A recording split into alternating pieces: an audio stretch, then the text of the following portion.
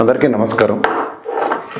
ముఖ్యంగా నాయని బ్రాహ్మణ సోదరులకి, నా సోదర సమానులైన, నేనైతే సాధారణంగా కుల మతాలకి అతీతంగా నడిచే వ్యక్తిని.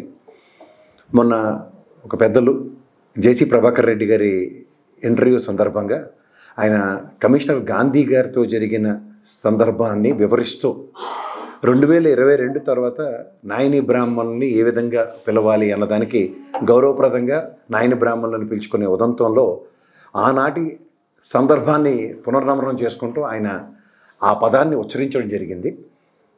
అవి ఎక్కడెక్కడైతే టెలికాస్ట్ అయ్యాయో వాటన్నిటిలోంచి ఆ పదాన్ని తొలగించడం జరుగుతోంది. అన్యథా ఏ విధంగానూ మీరు భావించకుండా మీ మనోభావాలు గాయం చేసే హక్కు, అర్హత కూడా ఎవరికీ లేదు. సోదర సమానులైన మిమ్మల్ని తెల్లారలేస్తే మీరు లేకపోతే కూడా మా దైనందిన జీవితాలు తెల్లవారని పరిస్థితిలో మీరు మా సోదర సమానుల భావంతో మీరు మాకు చేస్తున్న సేవలు అనిర్వచనీయం.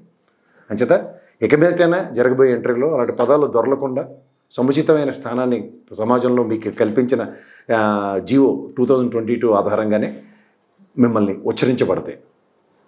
ఈ పదాన్ని ఆ ఇంటర్వ్యూలోంచి తొలగించబడుతుంది.